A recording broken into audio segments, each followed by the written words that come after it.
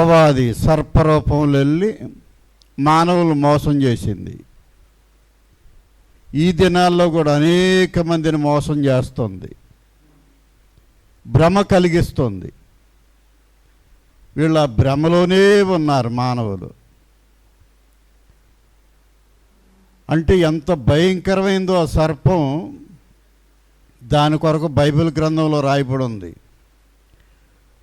మనుషుడు ఎవళ్ళు అయినా సరే దాన్ని ఏమీ చేయలేరట. నువ్వు బాంబులతో కాల్చిన కానీ చచ్చిపోదట అది.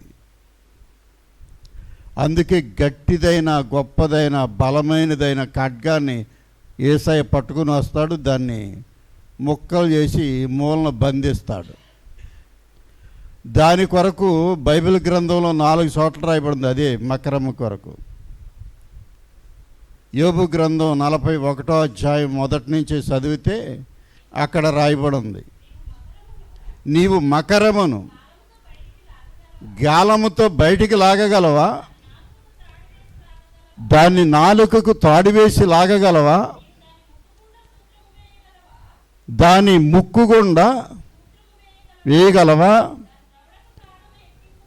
దాని దవడకు గాలమును ఎక్కించగలవా? అది నీతో విన్నపములు చేయునా? మృదువైన మాటలు నీతో పలుకునా? నీవు శాశ్వతముగా దాన్ని దాసునిగా చేసుకున్నట్లు అది నీతో నిబంధన చేయునా? నువ్వు ఒక పిట్టతో ఆటలాడునట్లు దానితో ఆటలాడుదవా? నీ కన్యకులు ఆడుకొనుటకై దాన్ని కట్టివేసేదవా? బెస్తవారు దానితో వ్యాపారము చేయుదురా? వారు దానిని తునకలు చేసి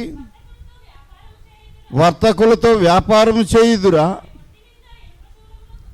దాని ఒంటి నిండా వినపశూలములు గుచ్చగలవా? దాని తల నిండా చేప పులుసు గుచ్చగలవా? దాని మీద నీ చెయ్యి వేసి చూడుము, దానితో కలిగే పోరు నీవు జ్ఞాపకము చేసుకున్న ఎడల నీవు మరల అలాగున చేయకుందువు. దాన్ని చూచినప్పుడు మనుషులు దానిని వశపరుచుకుందురా? కొంచెం ఆశ విడిచెదరు. దాన్ని చూసిన మాత్రము చేతనే ఎవరికైనాను గుండెలు అవిసిపోవును కదా. దాన్ని రేపుటకైనాను తెగింపగల సూర్యుడు లేడు. అట్లుండగా నా ఎదుట నిలవగలవాడెవడు? ఇక్కడ మనం 10వ వచనం దాకా మనం చదివామండి. ఆ సర్పం మీద చెయ్యి వేస్తేనే అవిసిపోతాడట మనుషుడు, ఎందుకు పనికి రాకుండా అయిపోతాడట. మళ్ళీ దాని జోలికి వెళ్ళాలంటే భయపడతాడట, ఎంత బలవంతుడైనా సరే. యోబు గ్రంథం 41వ అధ్యాయం 10 వచనాలు మనం చదివాం. ఆ సర్పము కొరకు, ఆ మకరము కొరకు చక్కగా రాయబడి ఉంది. దాన్ని ఎవ్వరు ఏమీ చేయలేరు, కానీ ఒకరోజు దేవుడు వస్తాడు, దాన్ని బంధిస్తాడు. అందుకే గొప్పదైన బలమైనదైన ఖడ్గం పట్టుకుని వస్తాడు ఆయన. ఆయన ముందు ఎవరో నిలవలేరు. ఆయన సర్వశక్తిమంతుడు. ఈ లోకంలో ఉన్న వాళ్ళందరూ కూడా మాకెందుకులే అని పక్కకు తప్పుకునేటువంటి వారే తప్ప ఎదురుగుండా వెళ్ళి పోరాడదామని అనుకుంటే ఒక్కసారిగా వెళ్తే సోలం వేస్తే మామూలుగా బళ్ళంతో పొడితే అస్సలు దిగదటండి. అది కానీ నోరు జాపిందంటే చాక్లెట్ బిళ్ళలాగా దాని కడుపులోకి వెళ్ళిపోతారు ఈ లోకంలో ఉన్న మానవులు. ఆకాశ నక్షత్రాలనే పడగొట్టేస్తుందట అది. ప్రకటన గ్రంథంలో రాయబడ్డ మాటలు. మరి మనమే పాటి వాళ్ళు, చీమల లాంటి వాళ్ళు దాని ముందు. చీమ కూడా పనికిరాదు, ఇంకా చిన్నవాళ్ళమే. కానీ సర్వశక్తిమంతుడైన దేవుడు ఈ లోకానికి రానై ఉన్నాడు, వస్తాడు. వచ్చినప్పుడు దాన్ని బంధిస్తేనే దాని ఆటలన్నీ కట్టబడతాయి, తాడుతో కట్టేసినట్లుగా. అందుకే అక్కడ యెషయా గ్రంథంలో 27వ అధ్యాయం 1వ వచనంలో చక్కగా చెప్పాడు, ఆయన మాట విని ఆయన మాట ప్రకారంగా నడవండి, మోసపోకండి. భ్రమపరిచే ఆత్మలు రకరకాలుగా మనుషులు శోధిస్తున్నవి.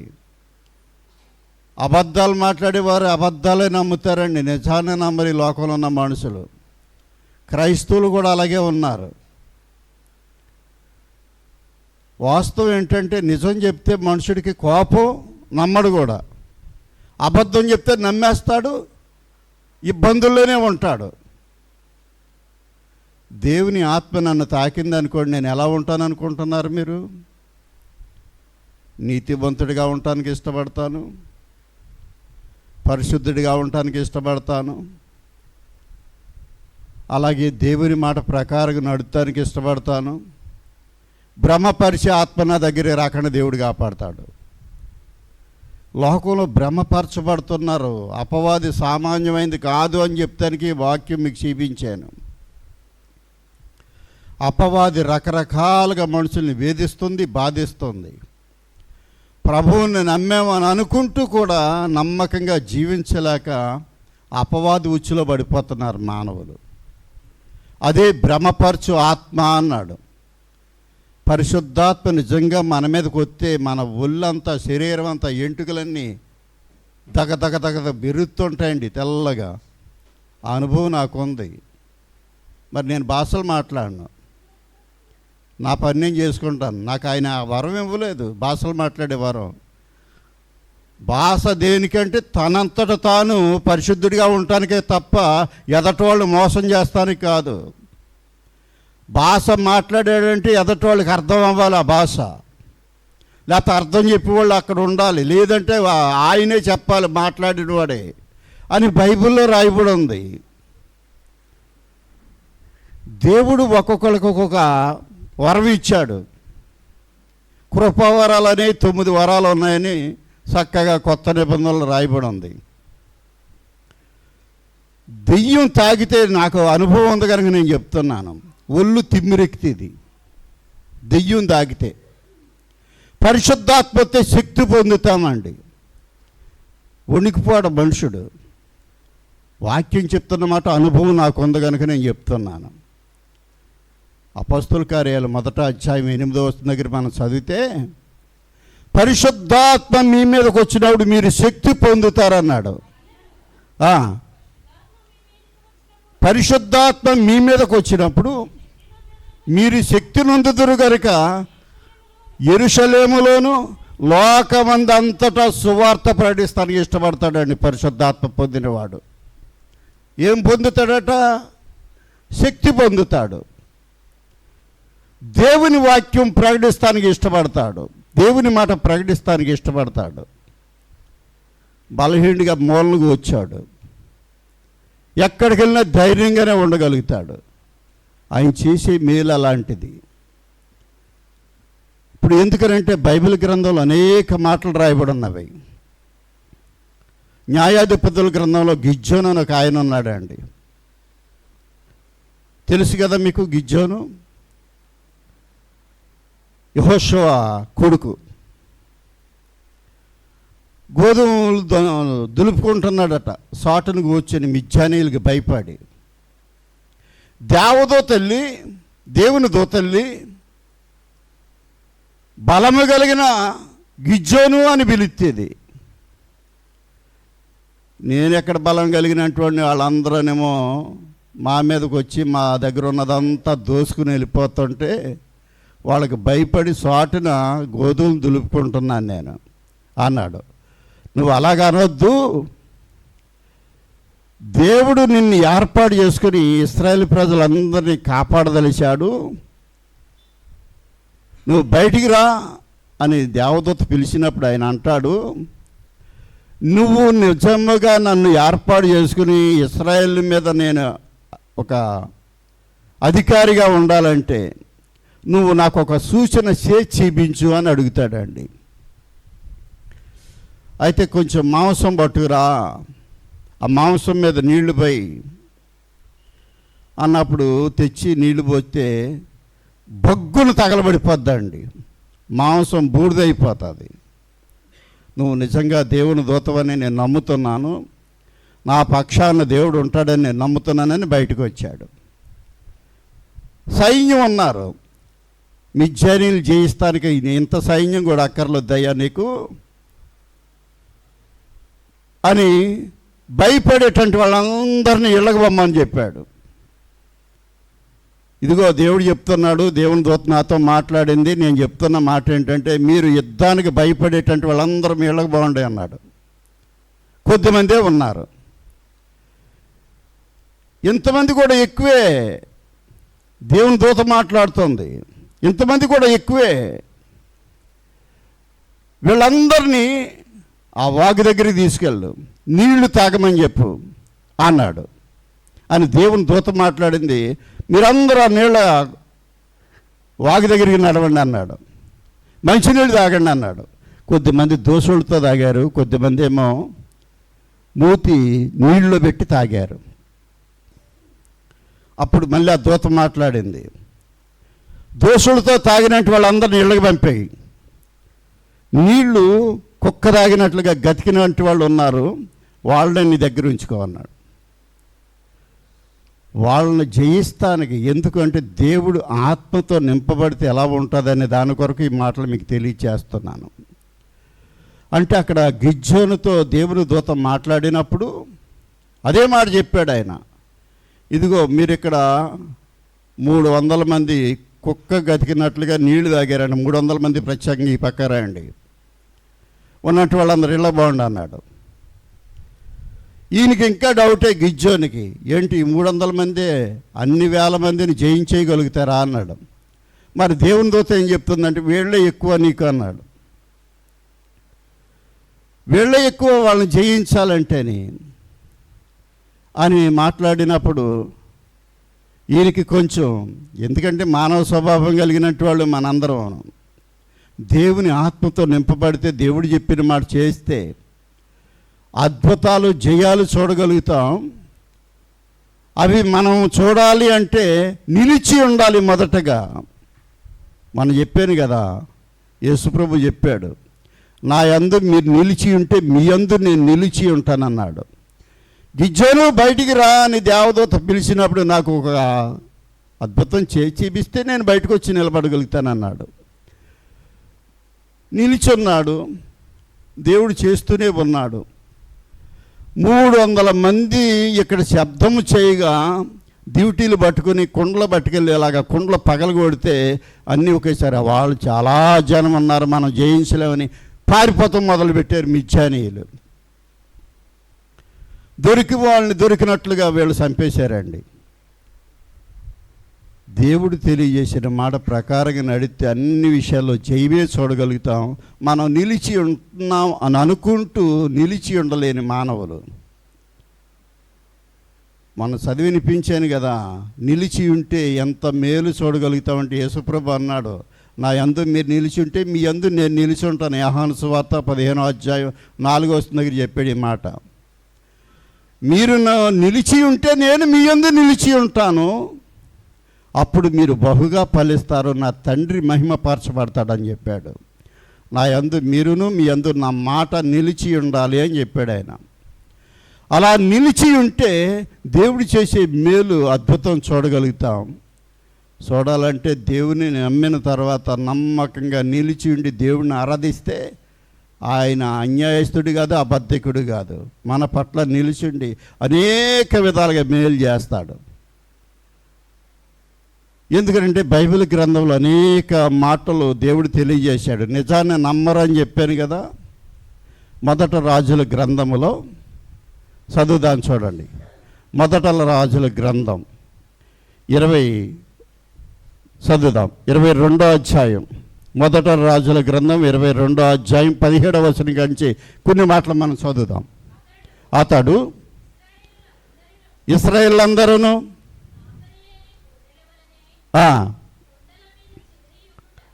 చెదరియుండుట నేను సూచితిని, వారికి యజమానుడు లేడు, ఎవరి ఇంటికి వారి సమాధానం వెళ్ళవలనని యెహోవా సెలవిచ్చాను అని చెప్పాను. ఇశ్రాయేలు రాజు యెహోషాపాతును చూచి, ఇతడు నన్ను గూర్చి మేలు పలకక కీడే ప్రవశించునని. ఇక్కడ మీకాయ అనే ఒక పాస్టర్ గారు ఉన్నాడండి, ఒక ప్రవక్త. ఆయన ఒక రాజు ఇంకొక రాజు మీదకి వెళ్ళి యుద్ధం చేసి జయించాలని ఈ ప్రవక్త దగ్గరికి వచ్చి అడుగుతాడు. అడిగితే, నువ్వు యుద్ధానికి వెళ్ళావంటే నువ్వు చచ్చిపోతావు రాజా, వెళ్ళొద్దు అని చెప్తాడు ఈ మీకా గారు. నిజం చెప్తున్నాడు, ఎందుకంటే ఇతడు దేవుని భక్తుడు, దేవుని ఆత్మతో నింపబడ్డంటు వాడు. నిజం చెప్తున్నాడు. నువ్వు వెళ్ళావంటే చచ్చిపోతావు. కింద చదివితే చక్కగా అవే మాటలు రాయబడి ఉన్నవి.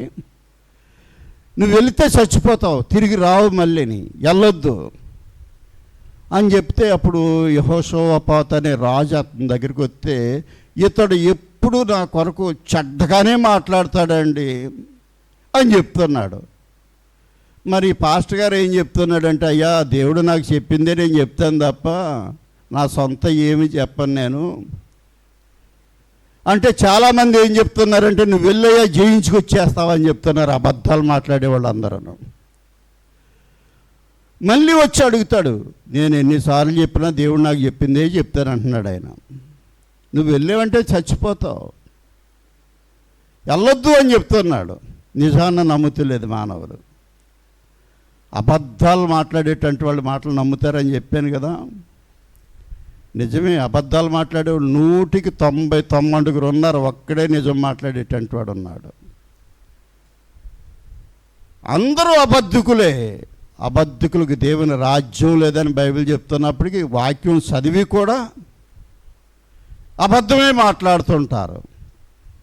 ఉన్నది లేదు అని చెప్తారు, లేనిది ఉన్నది అని చెప్తారు. ఆయన అయితే అన్యాయస్తుడు కాదు, అబద్ధికుడు కాదు. అక్కడ ఆయన తెలియచేస్తున్న మాట చదువుదాం, చూడండి, కింద చదువుదాం. ఇట్లే నేను మీకా, ఇట్లే నేను యెహోవా సెలవిచ్చిన మాట ఆలకించుము. యెహోవా సింహ ఆసీనుడై ఉన్నాడు, పరలోక సైన్యమంతయు ఆయన కుడి పార్శ్వమున ఎడమ పార్శ్వమున కూడా నిలిచి ఉన్నారు. నేను చూచి తిని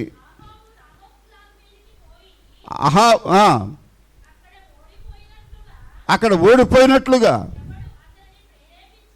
ఎవడు అతన్ని ప్రేరేపించినని యెహోవా సెలవీయగా, ఒకడు ఈ విధముగాను మరి ఒకడు ఆ విధముగాను తోసినని చెప్పుచుండిరి. అంతలో ఒక ఆత్మ ఎదటికి వచ్చి యెహోవా సన్నిధి నిలవబడి బ్రహ్మపరిచే ఆత్మలు అలాగే ప్రేరేపిస్తుంటాయట అండి. చదవండి. అతన్ని అడిగాను, అందుకతడు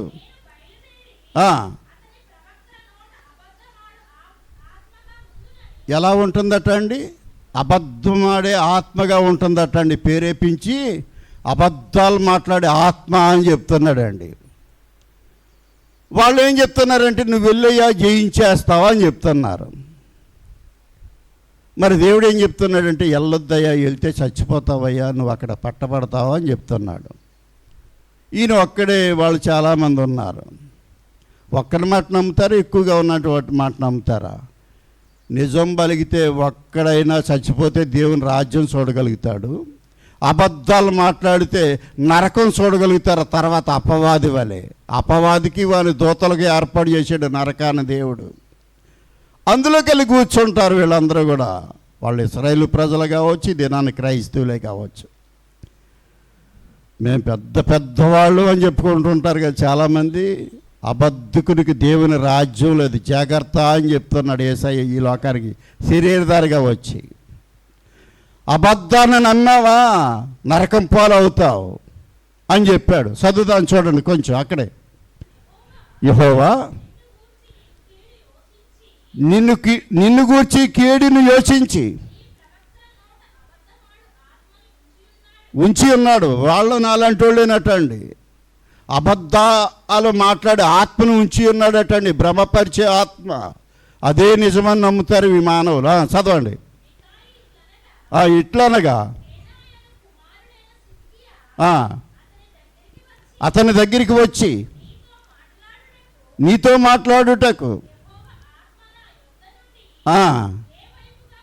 ఏ వైపుగా పోయినని కొట్టాడట అండి. చెంప మీద కొట్టాడటండి. ఇటు వెళ్ళిపోయింది దేవుని ఆత్మ అంటున్నాడట. అబద్ధాలు మాట్లాడేవాడు వచ్చి.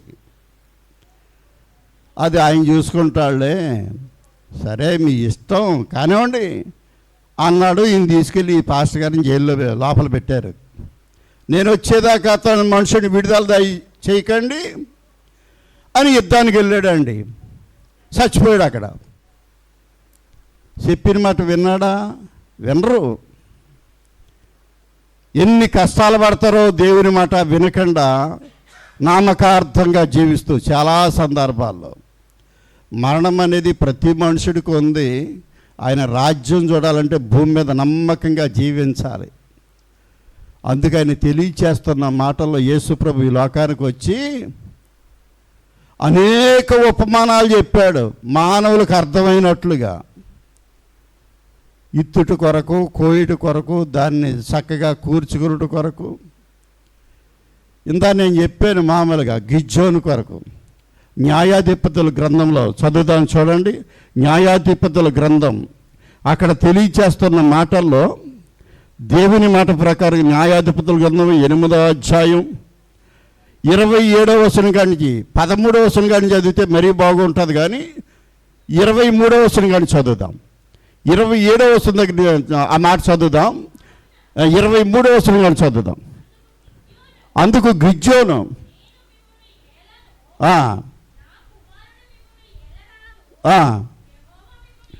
యెహోవా మిమ్మల్ని ఏలతాడు అని చెప్పాను. గిజ్జోను మీలో ప్రతివాడును నాకు ఇవ్వలేనని చదవండి ఉండేను. అందుకు వారు సంతోషముగా పరిచి దోపుడు సొమ్ములో నుండి పోగులను దాని మీద వేసాను. మిద్యాను రాజుల ఒంటి మీదనున్న చంద్రహారములను, చంద్రభూషణములను,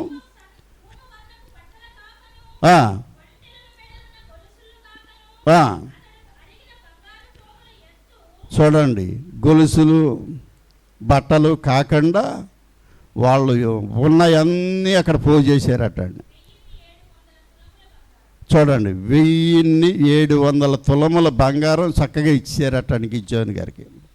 ఎందుకంటే నేను కాదు మిమ్మల్ని ఏలేది, యెహోవా మిమ్మల్ని ఏల్తాడు, నా మాట వింటే మీరు తెచ్చి అక్కడ పెట్టండి మీ దోపుడు సొమ్ములు. అది అప్పుడు ఏమన్నా ఆయన కనికరిస్తాడేమో. చదువుదాం ఈసారి 27వ వచనం దగ్గరికి వద్దాం.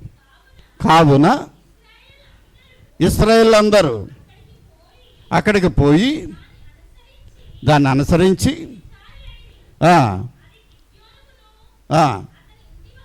ఇంటి వారికి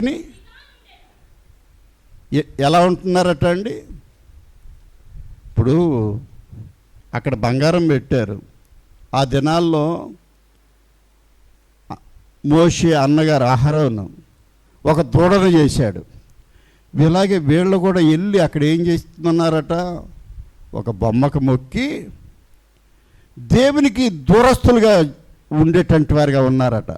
అందుకని దేవుని ఉగ్రత వాళ్ళ మీదకి వస్తానికి కారణం, ఇశ్రాయేలు ప్రజల మీదకి వస్తానికి కారణం ఏంటంటే వాళ్ళలో ఏ ఆత్మ నింపబడ్డదని చదువుకున్నాం ఇందాక మనం రాజుల గ్రంథంలో. అబద్ధాలు మాట్లాడే ఆత్మతో నింపబడ్డారటండి కొద్దిమంది. మళ్ళీ వాళ్ళకే కోపం వచ్చి నిజంగా మాట్లాడే మనుషుని కొట్టి చెరసాల్లో పెట్టారు. అతడు ఆ రాజు చచ్చిపోయిన తర్వాత వచ్చి విడుదల ఇచ్చేసినప్పుడు అన్నాడు, నేను చెప్పాను కదా, మంచిగా చెప్తే మీరు వినలేదు కదా, ఎవళ్ళ కర్మక వాళ్ళే భాగ్యులు అన్నాడు అంతే ఆయన. వీళ్ళు కూడా చేసింది ఏంటంటే దేవుని ఉగ్రతకు అప్పగింపబడటానికి కారణం ఏంటంటే అబద్ధాలు మాట్లాడి దాచుకుని రకరకాలుగా అబద్ధాలు మాట్లాడే వాళ్ళు మాటలు వింటూ తప్పులు చేస్తూ దేవునికి ఇష్టం లేని పనులు చేస్తూ మేము గనులము, మేము గొప్పవాళ్ళము, ఇంత ఉంది మాకు అని చూపించుకునేటటువంటి వారుగా ఉన్నారు. ఎంతన్నా దేవుని రాజ్యం కావాలంటే ఈ దినాల్లో క్రైస్తులుగా ఉన్నట్టు వారు ఎంత గనులైనా సరే తగ్గించుకుని ప్రభు మాట ప్రకారంగా నడిచేటటువంటి వారుగా ఉంటే ధన్యులు. అందుకే యేసుప్రభు అన్నాడు, ఎందుకు నన్ను ప్రభువా ప్రభువా అని పిలుస్తారు, తండ్రి చెప్పింది చేయక అన్నాడు. ప్రభువా ప్రభువా అని పిలిచి ప్రతివాడు పరలోక రాజ్యం చేరడు. మత్తయి సువార్తలో చక్కగా తెలియచేస్తున్నాడు ఈ మాటలు. మత్తయి సువార్త చదువుదాం, 9వ అధ్యాయం 35వ వచనం నుంచి చదువుదాం. మత్తయి సువార్త 9వ అధ్యాయం. బోధించుచు రాజసువార్త ప్రకటించుచు వ్యాధిని స్వస్థపరచుచు గ్రామముల యందును ఆయన సమూహమును చూచి కాపర్ల లేని గొర్రెల వలె విసిగి చెదిరి ఉన్నందున వారి మీద కనికరపడి, కోత విస్తారమే కానీ పనివారు కొద్దిగా ఉన్నారు గనుక తన కోతకు పనివారిని పంపమని కోత యజమాని వేడుకునుడని తన శిష్యులతో చెప్తున్నాడు యేసుప్రభు. వాళ్ళని చూస్తుంటే కాపరు లేని గొర్రెల వలె చెదిరిపోయి ఉన్నారు, కోత విస్తారంగా ఉంది, కోసే పనివారు లేరు, ఆ కోత యజమాని మీరు వేడుకొనండి, అడగండి, ఆయన పంపుతాడు అని యేసుప్రభు ఈ లోకానికి శరీరధారగా వచ్చిన తర్వాత ఆయన అడిగితే ఆయన పంపుతాడు, బోల్డ్ మందిని పంపుతాడు. ఆయన అడగకుండా వీళ్ళకి ఎందుకు చెప్తున్నాడు ఆ మాట? అడగండి ఆయన పంపుతాడని ఎందుకు చెప్తున్నాడు? అనేక మంది ఎలాగున్నారంటే అబద్ధ ఆత్మతో నింపబడి ఉన్నారు కనుక కోసే పని వారిని పంపించమని ఆ కోత యజమానిని మీరు అడగండి అన్నాడండి. అక్కడ చదివాం కదా, 35వ వచనం దగ్గర చెప్తున్న మాట ఏంటంటే ఆయన కనికరపడి అనేక మందిని బాగు చేశాడట. బాగు చేసిన వాడు మాట పలికితే నెరవేర్చబడుతుంది, ఏది పలికినా కానీ. మొన్న మీకు చెప్పాను, మీకు గుర్తుందో లేదో, ఒక అధికారి వచ్చి యోహాను సువార్త 4వ అధ్యాయంలో 50వ వచనం దగ్గర మనం చదివితే, అధికారి వచ్చి నా కుమారుడు సావు సిద్ధంగా ఉన్నాడయ్యా, చచ్చిపోతానికి సిద్ధంగా ఉన్నాడు, కొంచెం తొందరగా వచ్చి నా కుమారుడు బాగు చేయవా అని అడిగినప్పుడు ఆ యజమానుడు అడిగాడు, నీ కుమారుడు బ్రతికే ఉన్నాడు, నువ్వు ఇంటికి వెళ్ళు అన్నాడు యేసుప్రభు. అనగా వెంటనే అక్కడ ఆ మనుషుడు బ్రతికేశాడు. మాట అంటేనే బ్రతికేశాడు. అక్కడ ఈయన నమ్మి ఇంటికి వెళ్ళిపోతున్నాడని రాయబడింది. ఆయన మాట నమ్మి ఇంటికి వెళ్ళిపోతున్నాడని రాయబడింది. యోహాను సువార్త 4వ అధ్యాయం 51 వెళ్ళి చూడగా ఇంకా కొంచెం పైకి చదవండి, అంటే అక్కడ ఆ మాట నమ్మి ఇంటికి వెళ్తున్నాడు అనే మాట రాయబడింది.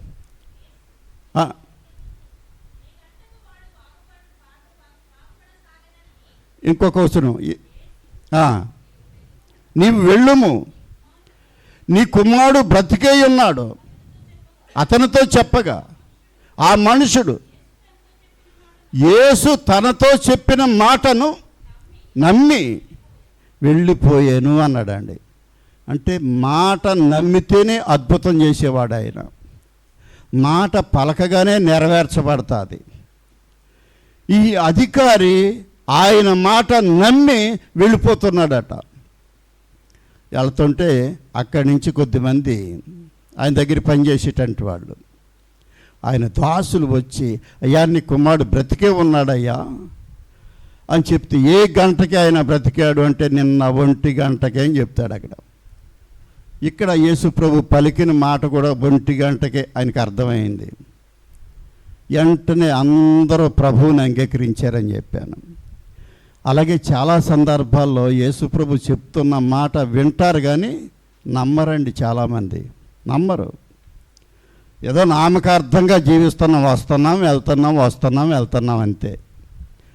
నమ్మితే ఆయన మాట విని నమ్మి ఆయన దగ్గరికి వచ్చి ప్రార్థన చేస్తే ప్రభువు చెప్పాడు, నా యొద్దకు వచ్చేవారు నేను ఎంత మాత్రం తోసివేయను అన్నాడు. ఆయన దగ్గరికి ఈ అధికారి వచ్చాడు కదా, తోసేసాడా? ఒక ఆమె వచ్చింది, అయ్యా నా కుమార్తె సావు బతుకుల్లో ఉంది, కొంచెం వచ్చి బాగు చేయి అంటే, మిమ్మల్ని బాగు చేస్తానికి రాలేదు నేను, ఇశ్రాయేలు ప్రజలు చెడిపోయి ఉన్నారు, వాళ్ళని బాగు చేస్తానికి వచ్చాను అన్నాడు ఆమెతో.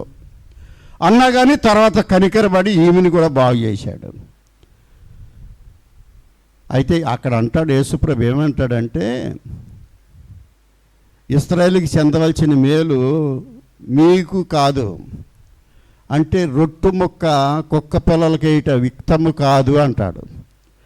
నేను కుక్క పిల్ల లాంటి దాన్నే కదా ప్రభువా నీ దృష్టిలో, నన్ను క్షమించయ్యా అని బతిమాలుకుంటుంది ఆమె. అలాగే బతిమాలుకుంటే మనం చెప్పాను, నేను ఏం చెప్పాను మొన్న యోబు గ్రంథం 8వ అధ్యాయం దగ్గర, యోబు గ్రంథం 8వ అధ్యాయం దగ్గర 5వ వచనం చెప్పాను. ఏం చెప్పాను అక్కడ? నీవు జాగ్రత్తగా దేవుని వెతికిన యెడల, సర్వశక్తుడగు దేవుణ్ణి బతిమాలుకుని యెడల, నీవు పవిత్రుడవై యథార్థవంతుడైన యెడల నిశ్చయముగా ఆయన నీయందు శ్రద్ధ నిలిపి నీ నీతికి తగినట్లుగా నీ నివాస స్థలమును వర్ధిల్ల చేయును. అప్పుడు నీ స్థితి మొదట కొద్దిగా ఉన్నను తుదకు మహాభివృద్ధి పొంది, ఎంత చక్కగా చెప్తున్నాడు చూడండి. నీ స్థితి కొద్దిగా ఉన్నా తుదకు మహాభివృద్ధి పొందుతావు. ఎలాగా? జాగ్రత్తగా వెతికిన ఎడల, సర్వశక్తుడైన దేవుని బతిమాలుకున్న ఎడల. అలా బతిమాలుకుంది ఆమె వచ్చి, బతిమాలుకుంటే కనికరపడ్డాడు. ఇంత విశ్వాసం ఇశ్రాయేలు ప్రజల్లో చూడలేదు నేను అన్నాడు. కనికరపడ్డాడు. ఇల్లు నీ కూతురు బతికే ఉందన్నాడు. చక్కగా బాగా అయిపోయింది. మాట చలవిస్తే చాలండి. ఆయన మాట మనం నమ్మితే మనం పొందుకోగలుగుతాం. ప్రతి సందర్భంలో ఎదురు చూచేవారిగా ఉండాలి. వెంటనే జరగలేదని తొందరపడితే ఎవరికి నష్టం? ఈ డాక్టర్ సరిగ్గా చూస్తలేదు, ఇంకో డాక్టర్ దగ్గరికి వెళ్తే మళ్ళీ పరీక్షలన్నీ మొదటి నుంచి చేయించాడు. ఆ డాక్టర్ సరిగ్గా చూస్తలేదని మళ్ళీ ఇంకో డాక్టర్ దగ్గరికి మళ్ళీ ఈ రిపోర్ట్లు పనికిరావు, మళ్ళీ మొదటి నుంచి పరీక్షలు చేయండి అంటాడు. ఎవళ్ళో ఉంటారు కొంచెం కనికరించేటంటే వాళ్ళు, రిపోర్ట్లు అవసరం లేదులే, ఈ మందులు వాడు అని కొంచెం ప్రేమ కలిగినట్టు వాళ్ళు ఉండేవాళ్ళు చాలా తక్కువ అయిపోయారు. అలాగా మాట్లాడితే డబ్బులు ఖర్చు పెట్టించేటంటే వాళ్ళు ఎక్కువైపోయారు. నిజంగా తక్కువ ఖర్చు పెట్టించేటట్టు వాళ్ళు నమ్మరండి మనుషులు. నిజం చెప్పేటంటే వాళ్ళ మాట నమ్మరు. అబద్ధాలు చెప్పేటంటే వాళ్ళు ఎంతైనా మీరు ఖర్చు పెట్టండి, ఇప్పుడు ఖర్చు పెట్టకపోతే ఎప్పుడు ఖర్చు పెడతారు అనేటంటే వాళ్ళ మాట నమ్ముతారు, నిజంగా ఖర్చు పెడుతూనే ఉంటారు. అందుకే ఆయన చెప్తున్న మాట ఏంటంటే, యేసు ప్రభు అన్నాడు, ఈ లోకానికి శరీరధారిగా వచ్చి వాళ్ళ మీద నేను కనికరపడతాను. కారణం ఏంటంటే, కాపరి లేని గొర్రెల వలె అటు ఇటు చెదిరిపోతూ వాళ్ళకి చెప్పేటంటి వాళ్ళు లేక ఇష్టానుసారంగా జీవించేవారుగా ఉన్నారన్నాడు. న్యాయాధిపతుల గ్రంథంలో గిద్యోనును దేవుడు పిలిచిన తర్వాత ఇశ్రాయేలు ప్రజల మీద అధికారిగా ఉంచాడు. 40 సంవత్సరాలు చక్కగా ఏలుబడి జరిగింది. సంతోషంగా ఉన్నారట 40 సంవత్సరాలు ఇశ్రాయేలు ప్రజలు. తర్వాత ఆయనకి సావు వచ్చింది, చచ్చిపోయాడు గిద్యోను. తర్వాత తన కుమారులు ఏల్తానికి ఇష్టపడ్డ ఎదరు రాజులు వచ్చి వీళ్ళని కొట్టుకుని వెళ్ళిపోయారు. కారణం ఏంటంటే వీళ్ళ దగ్గర భక్తి లేదు. మనుషులైతే ఉన్నారు, దేవుని దగ్గర అడుగుతూ నేర్చుకోలేదు, బొమ్మల దగ్గర మొక్కుతూ నేర్చుకున్నారు. అడుగుడి మీకు ఇవ్వబడును అన్నాడు యేసు ప్రభు. భక్తితో నమ్మకంగా ఆయన మాట విని నమ్మి నిలిచి ఉండి అడగండి అన్నాడు.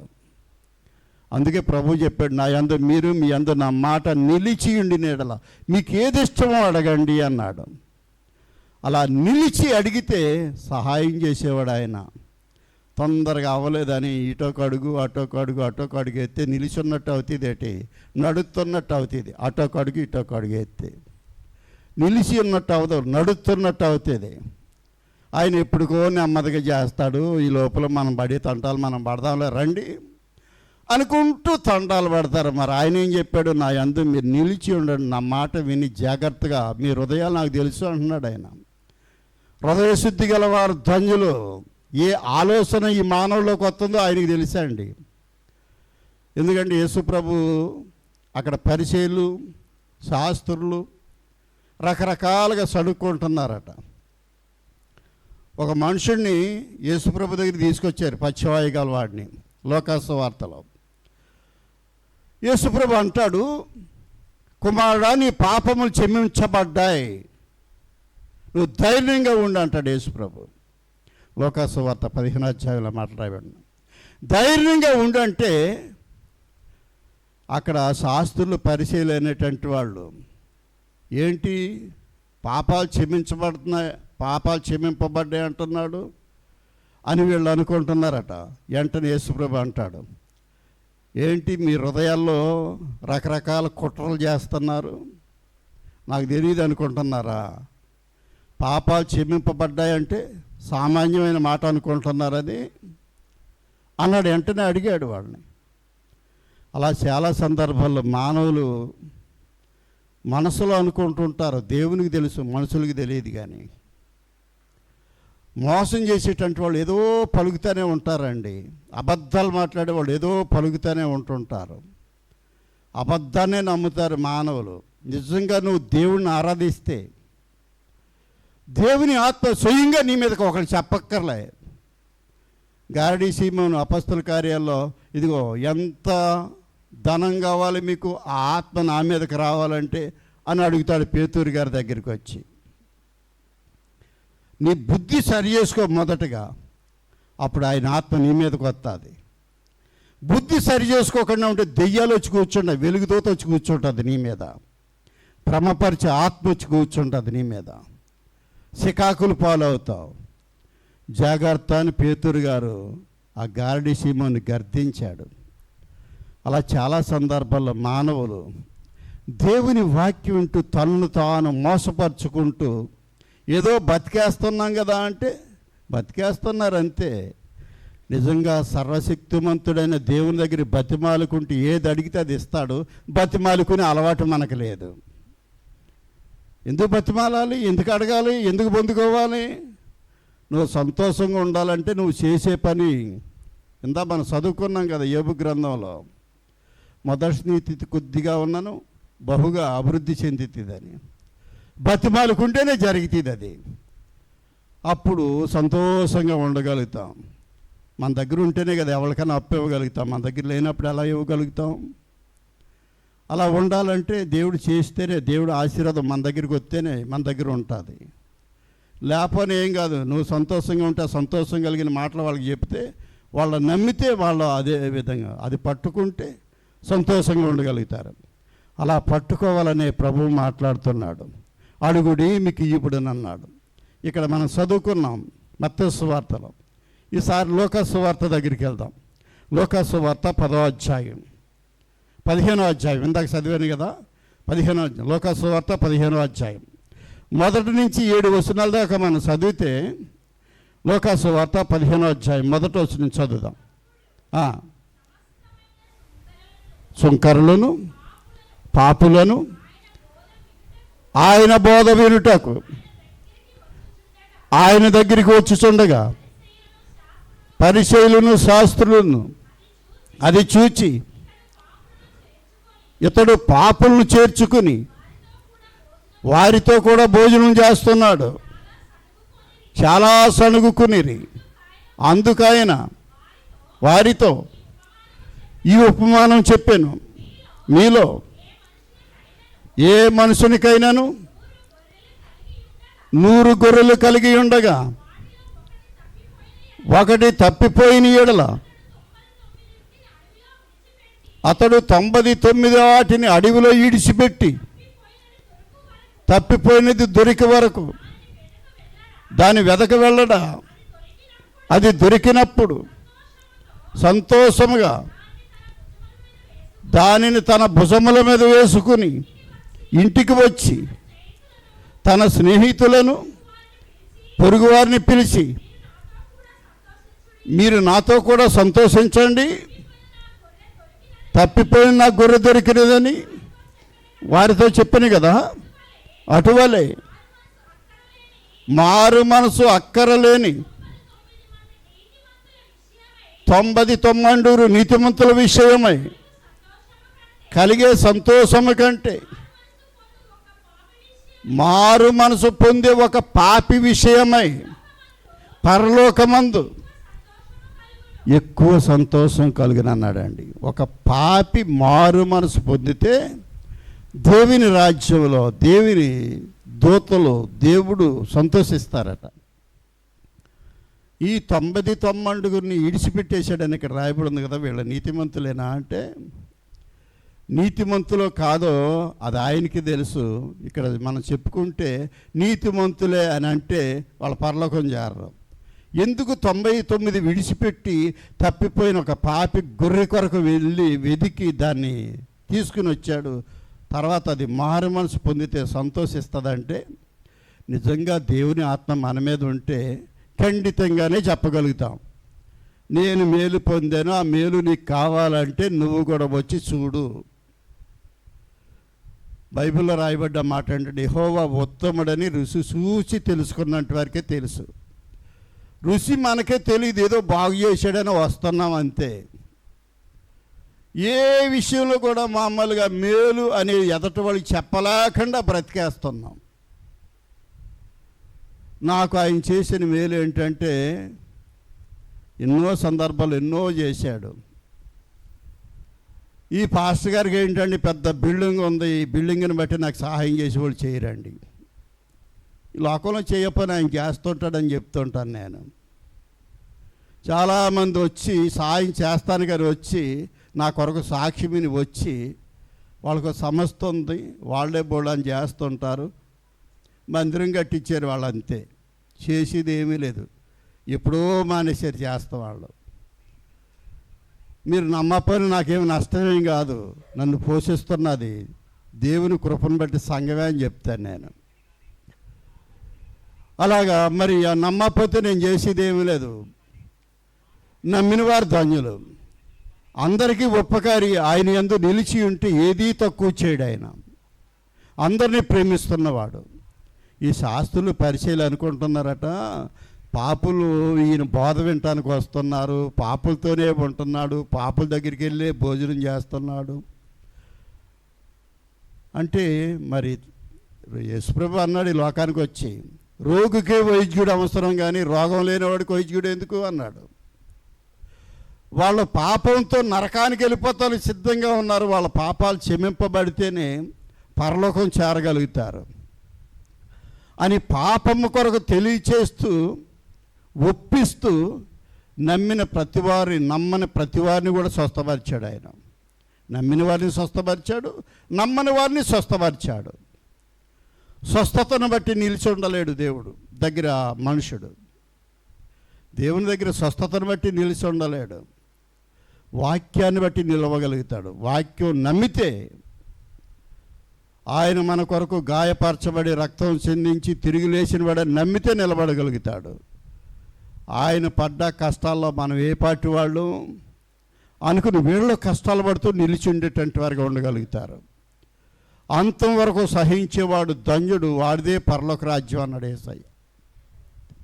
అదే లోకాసు వార్త 7వ అధ్యాయంలో చదువుదాం, చూడండి. లోకాసు వార్త 7వ అధ్యాయం, అలాగే మత్తయి వార్త 7వ అధ్యాయంలో ఇందాక మనం చదివాం. 21వ వచనం దగ్గర చదువు. మత్తయి వార్త 7వ అధ్యాయం ప్రభువా ప్రభువాను నన్ను పిలుచు ప్రతివాడును పరలోక రాజ్యంలో ప్రవేశింపడు గాని పరలోకమందున్న నా తండ్రి చిత్త ప్రకారం చేయువాడే ప్రవేశించును. ఆ దినమందు అనేకులు నన్ను చూచి ప్రభువా ప్రభువా మేము నీ నామాన్ని ప్రవశింపలేదా, నీ నామమును దెయ్యములు వెళ్ళగొట్టలేదా, నీ నామమున అనేకమైన అద్భుతములు చేయలేదా అని చెప్పుదురు. అప్పుడు నేను మిమ్మును ఎన్నడూను ఎరగను, అక్రమము చేయువారులారా నా యొద్ద నుండి పోండని. ఎందుకంటాడండి ఆ మాట? అక్రమం చేయువారులారా నా దగ్గర నుంచి పోండి అవతలగా అంటాడట. వీళ్ళు చేసింది మంచి పనే. దెయ్యాలను వెళ్ళగొట్టారు, రోగాలను స్వస్థపరిచారు, ప్రభు సువార్త ప్రకటించారు. వీళ్ళ దగ్గర ఏముంది? అబద్ధమాడే ఆత్మ ఉంది కనుక వీళ్ళు అక్రమం చేస్తానికి కూడా ఇష్టపడ్డారు. అక్రమం చేయవారులారా దేవుని రాజ్యంలో మీరు ప్రవేశిస్తానికి అర్హులు కారు, పోండి అవతలగా అంటాడట. అక్రమము, అన్యాయము దేవుని రాజ్యంలో ప్రవేశపెట్టవు. ధనం ఉండాలి ప్రతి వారికి. ధనం కొరకు మోసపు మాటలు దేవుని రాజ్యానికి చేర్చవు. మోసం ఎప్పుడు మోసమే. అందుకే దాని నీతి అన్యాయం అన్నాడు. అన్యాయం అనేది రెండు కళ్ళబొల్లు మాటలు చెప్తే నమ్మేస్తారు ఈ మానవుడు. నిజంగా భక్తుడైన వాడు ఉన్న మాట పలుకుతాడు, మౌనంగా ఉంటాడు. ఏదన్నా ఎవరన్నా అడిగితే తెలుసున్నా చెప్తాడు, తెలియకపోతే నాకు తెలియదు అంటాడు. అనేక సందర్భాల్లో యేసు ప్రభు ఈ లోకానికి అడిగిన ప్రతి వారికి జవాబు చెప్పాడు. చెప్పమని ఆయన చెప్పాడు. చెప్పాలంటే నిలిచి ఉంటే దేవుడు అందిస్తాడు. మీరు పెద్ద మనసులోకి వెళ్ళినప్పుడు ఎవరన్నా మిమ్మల్ని ఏదన్నా అడిగితే ముందు నుంచి ఆలోచన చేసుకోక్కర్లే. అక్కడికి వెళ్ళిన తర్వాత నేనే మీతో మాట్లాడతానన్నాడు దేవుడు. గిజ్జోలతో మాట్లాడినట్లుగా మనతోనే మాట్లాడతాడండి. సందర్భం వస్తే చెప్పాలి కదా. నన్ను ఒకసారి తీసుకెళ్ళారు. ఒకసారి 2 సార్లు వెళ్ళాం. ఒకసారి ఈ ఊళ్ళో, ఒకసారేమో పూసుగూడెం పక్కన వడ్రావనగూడెం అని అక్కడికి. అక్కడ మంత్రగాడికి గజగజ గజ వణికాడండి మామూలుగా. ఇక్కడ మంత్రగాడు ఏదో అన్నాడు, శిక్ష విధింపబడ్డాది, చచ్చే ముందు పురుగులు పట్టే చచ్చాడు. అది తెలుసున్నట్టు వాళ్ళు ధాన్యులు చచ్చిపోయారు, ఇద్దరు లేరు. అందరికీ ఉపకారైన దేవుడు ఆయన బిడ్డలు ఏదన్నంటే ఆయన చూస్తూ ఊరుకోడని చెప్తాను నేను. కొంచెం సమయం పడుతుంది, మారు మనసు పొందుతానికి సమయాన్ని ఇస్తాడు. నమ్మకపోతే నరకం పాలవుతుంది, నమ్మితే దేవుని రాజ్యం అవుతుంది. అలాగే దేవుని రాజ్యం మన మధ్యలోనే ఉంది. సంఘములే సంతోషింపజేసేవాడు ఆయన. ఇక్కడ సంతోషంగా ఉంటాం, అక్కడ సంతోషంగా ఉంటాం. అలా ఉండాలి అంటే ఇక్కడ ప్రభువుని బతిమాలుకునేటువంటి వారిగా ఉండాలి. అడుగుడి మీకు ఇయ్యబడును అన్న దేవుడు అందరికీ ఉపకారి అయిన, అందరినీ ప్రేమిస్తున్నవాడు, అందరితో కలిసి ఉంటాడు. నువ్వు లేనంటివాడు నీ ఇంటికి రాను అండు ఆయన. నువ్వు ఉన్నంటివాడు నువ్వు పెడితే నేను పోగు చేసుకుంటానికి వస్తాను అండు. ఆయనకి ఏమీ అక్కర్లే, కావాల్సిన నీ మానవులకే. అన్నీ సమృద్ధిగా ఉండాలి మానవులకి, ఏది తక్కువ చేయడండి, అన్నీ ఇస్తాడు. ఆయన చెప్పిన మాట విని ఆయన మాట ప్రకారంగా నడిస్తే ఆ వంకర సర్పం మన దగ్గరుండి మనల్ని శోధిస్తుంది. అర్థం కావట్లేదు ఈ మానవులకి.